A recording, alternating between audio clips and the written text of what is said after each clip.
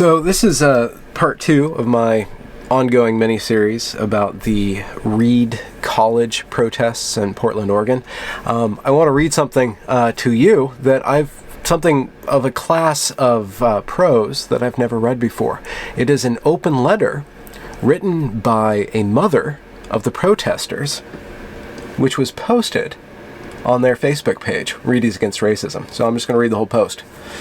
And as you are aware, I'm going to pause and make little commentaries when I deem them necessary to make. By the way, I hope you're doing good. Okay, let's go. It is our belief that there has been an act of discrimination on the basis of race, color, or national origin against us, Reedies Against Racism, and more specifically, Addison Bates, Alex Boyd, and Tiffany Chang at Reed College, which is an institution that receives educational financial assistance, and as such, we would like legal representation and guidance in filing a complaint with the Offices of Civil Rights, OCR, under Title VI. This is on September 16th, by the way. My mother wrote this, and if you would like to support us in this complaint, please use this as guidance in seeking legal services from the ACLU and filing complaints with OCR. More complaints with OCR and more requests of services from the ACLU mean a better chance in us getting responses. Now I want to pause and say that compared to Evergreen, these Reedies Against Racism, they're a smaller crowd, but they're much more organized and they're much more articulate, and they're much more engaged with the system that they are complaining or fighting against or wanting to renovate or bend to their will, what have you.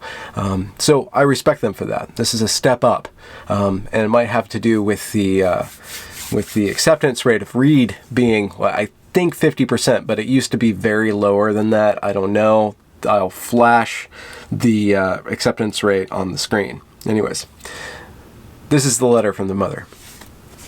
To Reed College.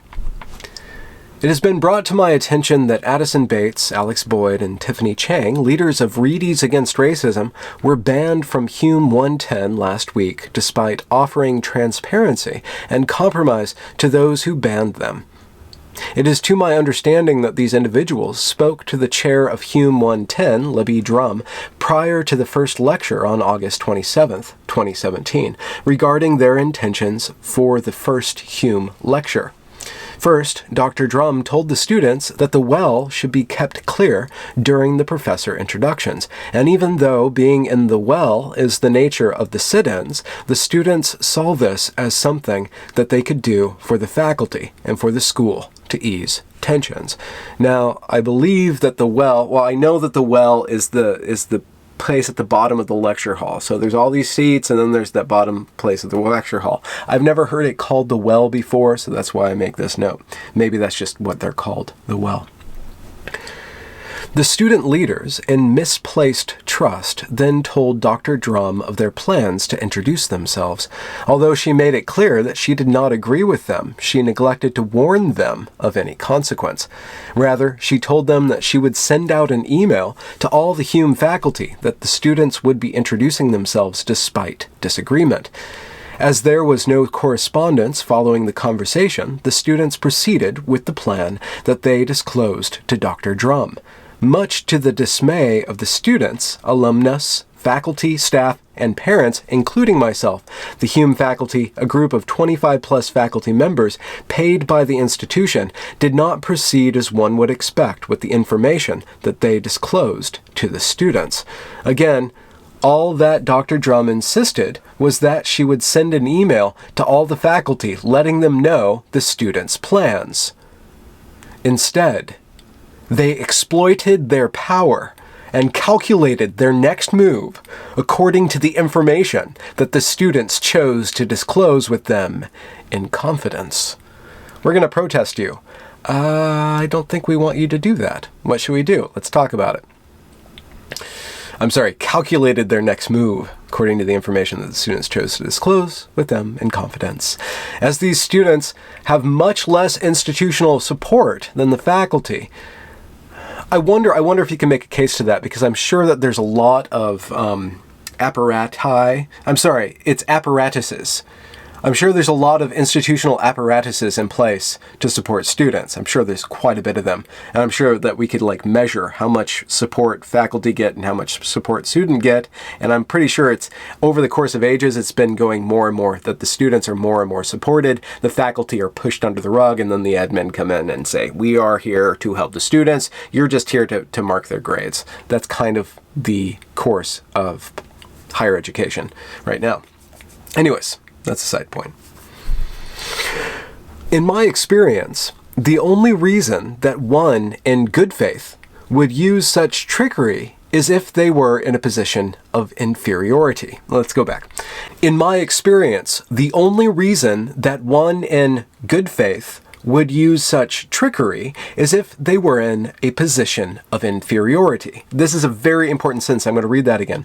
In my experience, the only reason that one in good faith would use such trickery is if they were in a position of inferiority. It subtly seems that this mother of these Randy anti-racists, at Reed College, she's saying, it's okay to fight dirty if you are the inferior position.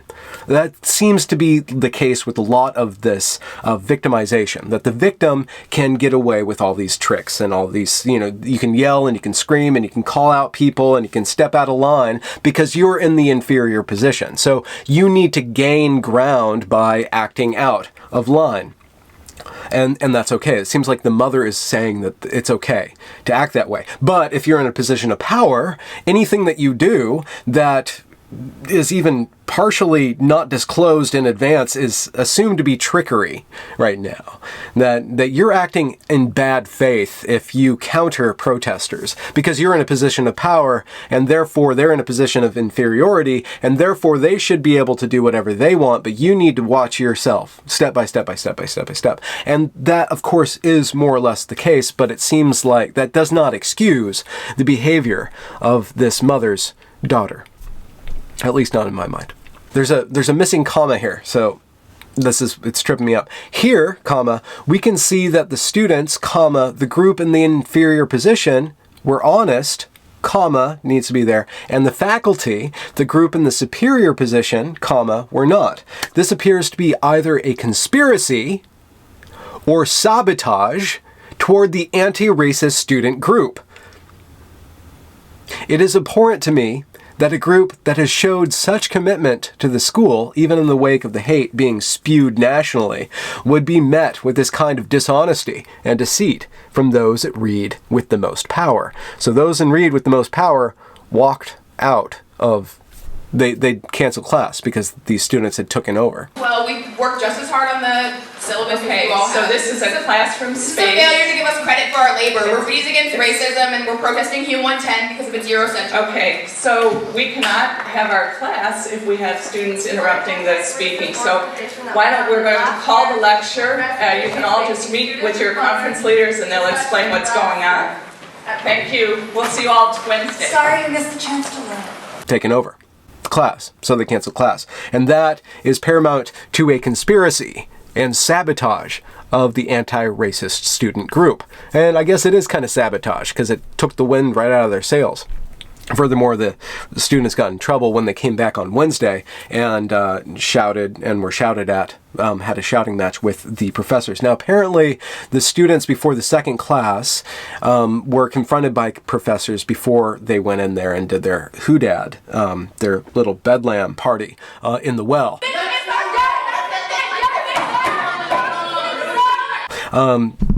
So apparently there might be video out there of that altercation or confrontation, and I would like to see that. So if you or anybody you know has that video, send it my way. Is this dishonesty reflective of the nature of the institution? With being students of Reed, why were they not granted an honest warning? Especially as the students were completely open with the chair of the Hume faculty. If the student group that out of decency and respect agreed to releasing their plans before they spoke in Hume 110 that day, why did they not receive the same respect and decency before a decision was made to walk out of the lecture and then ban them from 110? They do not belong in 110. They were not banned so much as, I mean, I guess they were banned, but in the sense that they were not taking that class and interrupting the class, what do you expect? Thereby making a move to ostracize them from their community. Dude, okay, listen, if you're on college campus and you just start going into a course, right? I mean, I guess technically that's your community, right? Everybody who's a student there, you're a student there, you're all community, right? But you are the one who's getting in the way of that community's intention to learn, plus all the money that they're paying or their parents are paying or that they're going to be paying to be there, and you're there shouting your very important message, I'm sure, but still disrupting and not actually understanding how to, get people actually on your side. Wait till 9. We're not a teaching space. This is our space. Wait. When it's 9 o'clock. Wait, no. I don't want to hear it. This is as much his space as it is your space. You're right, but you don't like it. So she kind of, those protesters kind of pissed off not just the faculty and the administration, but they also pissed off the students. But the mother is acting out of motherhood, which is awesome because with Reedies against racism, or Reed as opposed to Evergreen, Reed is kind of standing its ground, right? Whereas Evergreen completely caved to the protesters and completely turned into a big old tit. Just ekes affirmation specifically to very specific people and denies affirmation to anybody else. Whereas Reed is saying, no, this is not how we're going to do things. This is not how you're going to act here. And now the mother gets to fulfill her role as a mother, not the college and the teachers fulfilling their role like at Evergreen. The Evergreen faculty letter in support of students was just a motherhood maneuver. And I appreciate that Reed allowed an actual mother to do the mothering. That puts them in a higher class, in my opinion. Okay. The way the Hume faculty acted demonized the students' actions, even though the students have proven to be more honest and open than the faculty themselves. Now, I don't think that's necessarily the case. These students are not necessarily acting in a way that is difficult to demonize. Let's put it that way. They are not acting in such a way that it makes it difficult for people to demonize them. The way that they're acting is actually, it makes it very difficult not to demonize them. There's a very thorough Atlantic article on this that I'll pull from in a future episode to show the fallout from the Reedies Against Racism, but we're just reading the mother's letter. Each of these student leaders values their education. They value Reed, and they certainly value having a choice when something is placed on one's record, and when the whole lecture hall's education was taken away. Wait, hold on. Each of these student leaders values their education, values Reed, supposedly, and they certainly value having a choice when something is placed on one's record. Well, then don't act out of line with the conduct code if you don't want something on your record. And, this is the kicker, and when the whole lecture hall's education was taken away. Now, what this mother's construing is that the Reedies Against Racisms are doing is just as educational as the doctorates that are held by the faculty who are being paid by the students who are paying them to learn. So there's this transaction between people who know and people who want to learn, and then the Reedies pop out and say, no, we are the ones who are teach you. And the mother's like, the whole lecture hall's education was taken away by those nasty teachers. Not the students getting in the way, not the Reedies Against Racism, these anti-racist protesters getting in the way. No, it was the teachers who took it away. They were not granted that choice. Instead, they were coerced into a position of condemnation by the faculty. We get it. Y'all are freshmen. This is really confusing. There's no really wrong history. We're trying to explain it. And we understand there's a variety of perspectives. I don't expect all of you to agree with us. This is a lot of the opportunity to attend class before we're told what's in it. The boycott that began last fall at Reed College may have come as a surprise. However, if we take a trip down memory lane, it really isn't that surprising that such a movement would one day occur. What is and was surprising is that in our day and age there still exist the enormous amounts of those who feel that supremacy and discrimination are just fine. The number of people that believe that the truth should be disregarded in the name of a scheme is devastating. A scheme. In the name of a scheme. What, Western civilization? I mean, what are you talking about? I'm sorry, not to be Eurocentric, but, ancient civilization, ancient Mesopotamian, like the Greeks. Jeez. This realization is stemming from the preponderance of divisive discord in our nation that we all are witnessing day to day, stemming from racial injustice, from our law enforcement all the way to our nation's capital. Okay, that is a wickedly block of Swiss cheese of a paragraph. We could tease that all out, but we don't need to tease that all out. That just she's just flinging things out there. She's in protester mode. This mother is acting like a 20-year-old protester, just like regurgitating all these talking points. Oh, look at our nation. Oh, these people, these supremacists, and people are just fine with supremacy. This is all about supremacy. The supremacy of teachers teaching the students. That's a supremacist system. I want my daughter to be there, to be the one to teach the students. She earns that. She's done just as much work as those teachers have. It is commendable that Reed allowed the voices of the students to be heard during such times as these. It isn't acceptable, however, that you decided that you no longer want to hear those voices and move to so violently and duplicitously shut down these voices by walking out. Walking out and canceling class is an act of violence now. Although a ban the ban is a form of violence. So saying you can't come into this room is a form of violence now. See, like this violence thing is insane. I think that we can move through it. I think we can stand firmly and say, you know what? No, violence is not violence unless it's violent. Although a ban in itself for wanting 2 minutes to introduce themselves is an inflated reaction, okay, it's not violence, it's just an inflated reaction, they were not even informed of the Hume faculty's severity in taking away the entire freshman class's first lecture and proceeding to ban Alex, Addison, and Tiffany.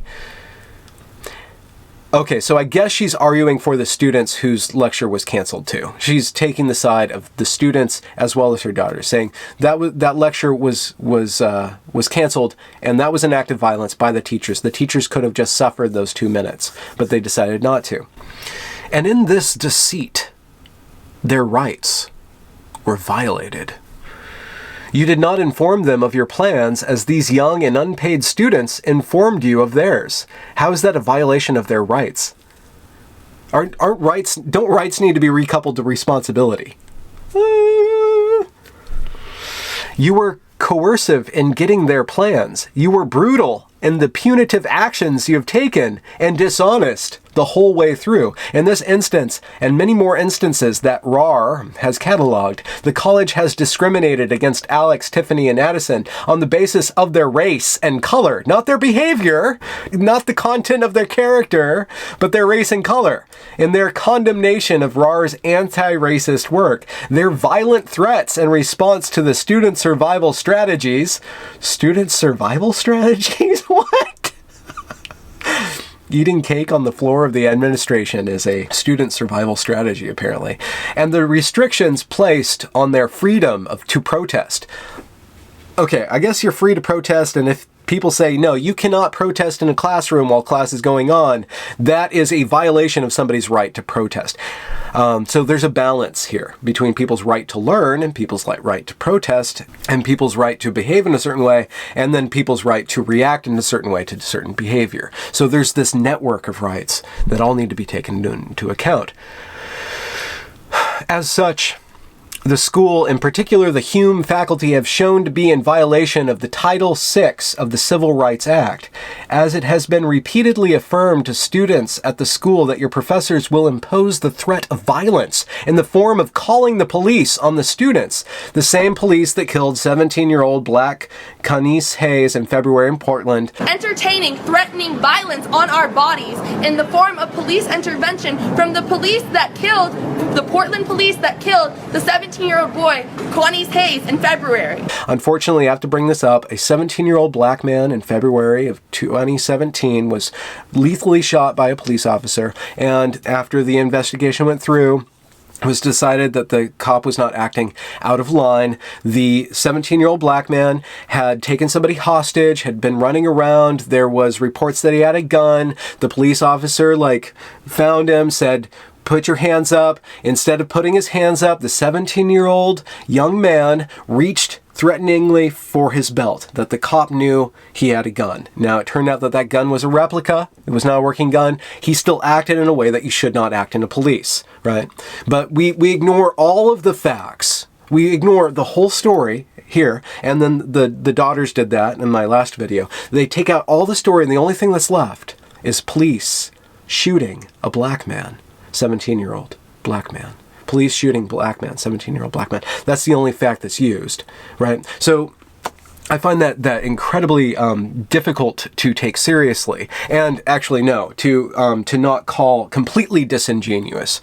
If people want to work towards a more just system than we have, and there's a lot of work to do, we need to be very careful that we pick very solid cases to bring forward. When you constantly bring up cases where young black men who got shot were actually acting in a way where they shouldn't be acting towards police, ways that put themselves in danger, then that erodes the foundation of Black Lives Matter. And so far as Black Lives Matter does matter in the greater dialogue, they need to be very careful with the instances that they use. Anyways, okay. As it has been repeatedly affirmed to students at the school that your professors will impose the threat of violence in the form of calling the police on students, the same police that killed 17-year-old black Connie Hayes in February in Portland, if they demand the same human rights as their peers. I no longer have any trust in your faculty's ability to have integritable discourse with myself, nor anyone else on the topic of this issue. Now, talking about integritable discourse, I find the integrity of this piece of writing very suspect. Anyways, so the students, the protesters are demanding the same human rights as their peers to be in lecture hall, right? No, they're not. They want to have control over things. They want things to be around them, not about learning, but around them and their own feelings. And we'll get into that more in a future episode of this mini-series on Read. Now, I think it's Readings Against Racism writing now. There are many videos, minutes, pictures, letters, articles, and recordings that affirm the truth of the discrimination against us by the college over the past year. The many racial discrimination by the college in its whole history, and particularly in this most recent instance. This includes, but is not limited to, 1. Videos from the day that the lecture was canceled. Email correspondence leading to the cancellation. Videos of students of color being berated by the faculty before lecture time. See, this is the problem. Oh God. Oh God. They always use their color to defend against anything. It's horrible. It stains that color. It says that this color can act in any way it wants to. It reduces people down to bodies, and I'll get back to Jamil about black bodies, like these feminine black bodies. We're just bodies, and everything that you do to counter my will is because you're evil. Like it's bad. It's horribly thought out, and we need to nip it in the bud. Anyways, written testimonies from freshmen expressing their disappointment with the college, documents involved in the judicial complaint that was filed against us by the faculty, a history of the Reed College dissent policy and how it was created and used to shut down black people at Reed. Reed takes credit for declaring itself a legal sanctuary despite the fact that it came out of us sleeping in the admissions office for a week. So they want more credit. Changes in the college constitution to make it easier to shut down students speaking out against racism that have since been used for just that. 3. Professors and 1 administrator affirmed our fears of professors entertaining calling the cops on us for silently sitting in the lecture hall. They want to be able to get their way, and they don't want any countering. Soft countering is violence, and hard countering, or calling in the cops, being physically removed, is ultra-violent. Ultra-violent. Because the cops are just going to come in there and start shooting at you. Really. That's what the Portland police are going to do. Anyways, that's it. That's Reedy's Against Racism. And I hope you guys are marching to the beat of your own salient and well thought out drummer. Ciao.